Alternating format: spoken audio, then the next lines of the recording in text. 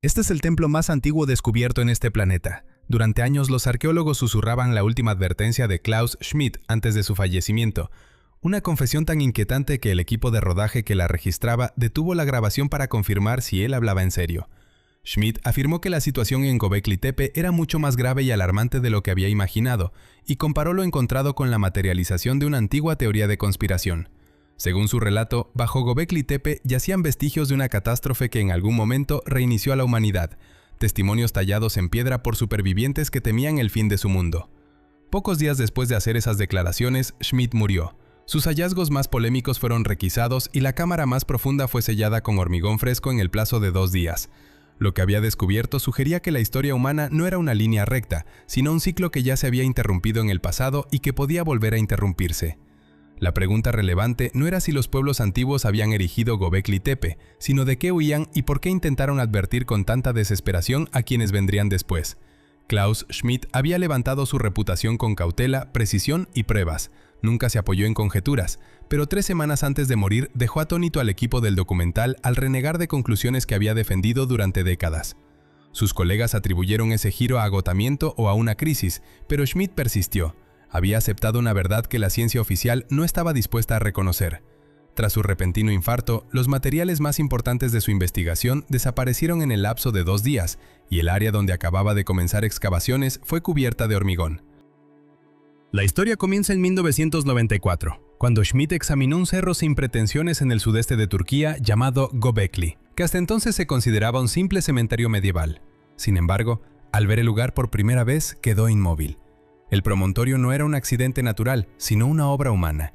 Al iniciar las excavaciones esperaba fragmentos de cerámica o enterramientos sencillos, pero halló enormes columnas de piedra caliza en forma de T, algunas de hasta 20 toneladas, dispuestas en círculos perfectos y decoradas con relieves detallados de animales, leones, zorros, escorpiones y buitres tallados con una maestría que ninguna sociedad del supuesto periodo del Paleolítico debía poseer. Las dataciones situaron el sitio en 9600 años antes de nuestra era, es decir, una antigüedad de más de 11.000 años. Ese conjunto es 6 milenios anterior a Stonehenge y también precede a las grandes pirámides. El complejo fue erigido mucho antes de la aparición, según las ideas aceptadas, de la agricultura, la escritura, la cerámica o los asentamientos permanentes. Los manuales describían a los seres humanos de aquella época como bandas nómadas que sobrevivían al día a día, no como ingenieros capaces de extraer, trabajar, trasladar y erigir megalitos de varias toneladas con un simbolismo escultórico comparable al de civilizaciones mucho más tardías. Aún así, el monumento existía y desafiaba toda cronología del desarrollo humano. Durante algún tiempo Schmidt prefirió la explicación segura. Göbekli Tepe era el templo más antiguo del mundo. Pero en su fuero interno perdía el suelo bajo los pies. Algo en esas piedras contradecía la lógica y le robaba el sueño. Murmuraba en sus notas que las cuentas no salían. Tras cada descubrimiento emergía una imposibilidad aún mayor, una civilización que, según todas las expectativas, no podía existir. Göbekli Tepe no debía existir en un mundo sin agricultura, sin cerámica, sin escritura ni metalurgia, y sin embargo sus constructores mostraban una pericia cuya adquisición exigía miles de años de evolución cultural. Lo que más inquietaba a Schmidt era la ausencia de señales de desarrollo. No había prototipos toscos, ni relieves experimentales, ni una progresión gradual de técnica. Desde los estratos más antiguos, el sitio emergía en su forma completa, como si los primeros pobladores de ese lugar ya poseyeran el saber de una civilización madura. Las columnas en T estaban estandarizadas. Las mismas proporciones se repetían en distintas estructuras, lo que sugería el uso de plantillas o principios de ingeniería comunes. Los relieves de animales eran volumétricos, anatómicamente exactos y expresivos. Su ejecución superaba con creces el nivel de prueba y error que cabría esperar de talladores que comenzaban a dominar herramientas. No había nada que indicara la obra de una cultura que se iniciaba en la talla de la piedra. Aparecía además un problema logístico impresionante. Cada columna pesaba hasta 20 toneladas y procedía de una cantera situada a 400 metros. Se arrastraron por terreno escarpado hacia la cima sin ruedas, grúas ni dispositivos mecánicos. La explicación oficial hablaba de cientos de personas que movían las piezas con cuerdas y rodillos de madera, pero Schmidt revisó obsesivamente los cálculos, estudiando estimaciones de población, disponibilidad calórica y rutas posibles. Los números no cuadraban.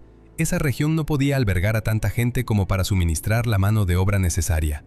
Las sociedades nómadas no tenían excedentes de alimento, especialización ni tiempo libre. Cada adulto dedicaba casi todas las horas de vigilia a procurar lo básico para sobrevivir. Levantar monumentos de esa envergadura habría sido imposible, y sin embargo estaban allí, desafiando todas las previsiones. Para el año 2011, Schmidt ya no pudo ocultar sus dudas y declaró públicamente que Göbekli Tepe resultaba inexplicable dentro del modelo aceptado de la historia humana. Sus colegas guardaron silencio porque la alternativa implicaba revisar desde los orígenes de la civilización hasta la cronología de las capacidades humanas. A Schmidt le rondaba una sospecha creciente. Estos constructores no eran pioneros de un nuevo mundo, sino fragmentos de una cultura anterior, portadores de saberes que no habían inventado ellos, un memorial del pasado. A medida que las excavaciones profundizaban, descubrió algo que contradecía las leyes habituales de la arqueología.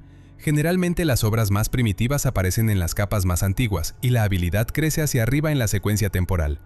En Göbekli Tepe, la pauta era la inversa. En las estructuras más profundas y antiguas se observaba la geometría más perfecta, una simetría impecable y las mayores columnas trabajadas con una exactitud extraordinaria. Los estratos más próximos a la superficie, construidos con posterioridad, resultaban toscos, asimétricos y mostraban un declive evidente en el nivel artístico y constructivo. Era como si cada generación recordara menos que la anterior. Schmidt intentó explicar públicamente ese deterioro por la pérdida de importancia del conjunto con el paso de los siglos, pero en privado rechazó la idea. Las culturas no olvidan gradualmente cómo erigir sus monumentos sagrados. Las herramientas no empeoran, la geometría no se degrada y los saberes no se diluyen sin dejar rastro, salvo que una catástrofe interrumpa la cadena de transmisión. En entrevistas tardías insinuó que Göbekli Tepe parecía menos el amanecer de la civilización y más la página final de una cultura mucho más antigua, un pueblo que trató de conservar fragmentos de lo que una vez supo. Entonces una cámara sellada cambió por completo el panorama. Enterrada bajo el nivel principal y sin tocar durante 11.000 años, esa cámara contenía objetos que Schmidt nunca había visto. Parecían herramientas, pero no correspondían a ninguna función conocida del Paleolítico. Sus superficies eran lisas, geométricamente perfectas y estaban hechas de materiales que no pertenecían a esa época. Uno de esos objetos presentaba elementos, trazas que apuntaban a una aleación de cobre milenios antes de la fecha en que debería haberse desarrollado la metalurgia del cobre. Los laboratorios adujeron contaminación de las muestras, pero las pruebas repetidas ofrecieron los mismos resultados. Aún más inquietante fue la atmósfera dentro de la cámara. Los miembros del equipo describieron el aire como pesado y cargado, con una sensación de estática en suspensión. Los especialistas que examinaron los artefactos, según se contó, palidecían e insistían en que todo debía ser una falsificación, aunque el contexto sellado excluía cualquier manipulación posterior. Los métodos de excavación de Schmidt eran impecables y la cámara no había sufrido intervención alguna. Al intentar publicar sus hallazgos, las revistas científicas respondieron con rechazos categóricos. Las afirmaciones eran demasiado increíbles. Por eso dejó de enviar artículos, pero no abandonó la investigación. En secreto invitó a físicos, ingenieros y científicos de materiales para estudiar las anomalías, buscando explicaciones que la arqueología por sí sola no podía ofrecer. Cuanto más penetraba el equipo, más convencido estaba Schmidt de que se estaba tocando un acervo de conocimientos que no debía haber llegado hasta nuestros días. ¿Qué se ocultaba bajo las columnas? En la última temporada de excavaciones, Schmidt halló algo inesperado: cavidades geométricas huecas, demasiado precisas para ser formaciones naturales. No eran cuevas erosionadas por el agua, ni grutas colapsadas. Sus formas eran evidentemente artificiales, con ángulos rectos, caras planas y profundidades milimétricamente medidas. La vía hacia la cavidad mayor requirió semanas de trabajos meticulosos. A medida que el equipo descendía, el silencio se volvía más opresivo, como si la tierra se resistiera a revelar lo que albergaba. Al penetrar finalmente en su interior, se encontraron con una sala sin parangón en la arqueología mundial. Sus paredes eran lisas como vidrio, sin la más mínima huella de herramienta, dando la sensación de que la roca no había sido tallada sino fundida y moldeada. Schmidt observó que cada parámetro estaba calibrado con precisión de orden milimétrico. En el centro se alzaba un objeto difícil de nombrar. No era exactamente un altar, ni tampoco una máquina reconocible. Emergía del suelo como una pieza única integrada con la base rocosa transformada. Parecía imposible. No se puede trabajar la roca in situ con tal grado de acabado sin extraerla previamente, y sin embargo aquello había permanecido intacto por miles de años. En la sala se percibía una sensación de vida. Los investigadores hablaron de una vibración de baja frecuencia que no se oía pero se sentía en el pecho y en los huesos. Detectores electromagnéticos dejaban de funcionar y las agujas de las brújulas giraban sin hallar el norte. Varios miembros del equipo sufrieron náuseas y desorientación que persistieron durante horas. El aire parecía ionizado, como en una cámara con instrumentos anómalos, pero en un grado mucho más alto, casi explosivo. Las paredes y el objeto central estaban cubiertos de símbolos, patrones geométricos, figuras entrelazadas y secuencias que evocaban tanto circuitos electrónicos como mapas estelares. Su complejidad superaba por órdenes de magnitud cualquier expresión conocida de la cultura neolítica. Todo apuntaba a un intento de codificar información en un lenguaje anterior a la escritura. Schmidt registró cada detalle, fotografías, croquis y mediciones, consciente de la trascendencia del hallazgo. Si aquello era auténtico, Göbekli Tepe no era solamente un santuario, sino un archivo construido por una civilización con conocimientos muy por delante de su tiempo, gente que procuró preservar las minucias de su experiencia tras la catástrofe que destruyó su mundo. Más adelante Schmidt admitiría que fue en ese instante cuando comprendió que la verdadera historia estaba bajo las columnas, no sobre ellas. Cuanto más se adentraba en el estudio de Göbekli Tepe, más se convencía de que sus constructores no eran los nómadas primitivos descritos en los libros de texto, sino supervivientes de un colapso mayor, custodios de fragmentos de un saber que no habían creado. Los símbolos de la cámara subterránea, la pericia inusitada y el paradójico retroceso tecnológico señalaban no el surgimiento de la civilización, sino sus consecuencias. Schmidt llegó a la conclusión de que Göbekli Tepe fue erigido en una fase de recuperación humana, no en el origen de la civilización. En la última semana de su vida, confió a sus colegas que el complejo le parecía un mensaje cifrado, una manera de grabar principios científicos, ciclos astronómicos y advertencias para quienes llegarían después. Si los constructores habían sobrevivido a una catástrofe global, podían haber ocultado su saber en la piedra con la esperanza de que resistiera hasta el siguiente cataclismo. Schmidt temía que las tallas no fueran meramente decorativas, sino un registro histórico de acontecimientos que casi los borraron de la faz de la Tierra. Lo que más le aterrorizaba era la posibilidad de que ese ciclo no estuviera concluido. Poco antes de morir, reconoció en privado que la cámara subterránea le daba la impresión de estar aún activa, como si respondiera a fuerzas del entorno o contuviera una energía que la humanidad aún no sabía comprender. Le inquietaba que las extrañas perturbaciones electromagnéticas no fuesen fallos instrumentales, sino vestigios de tecnologías o fenómenos que su equipo no podía interpretar con seguridad. Entonces, antes de que alcanzara a publicar su informe final, falleció repentinamente por un infarto.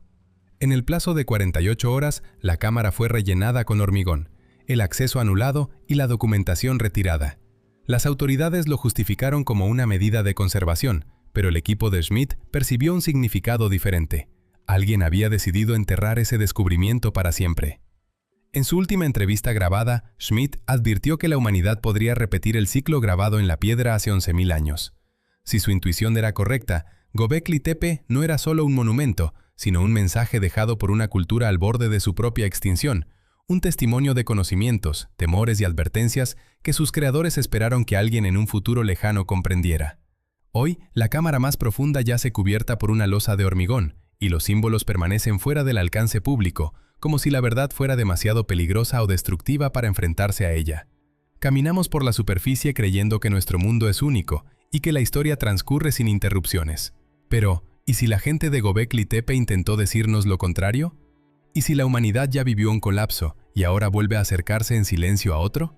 El pasado no se repite de forma idéntica, resuena en eco, y a veces esos ecos están tallados en la piedra.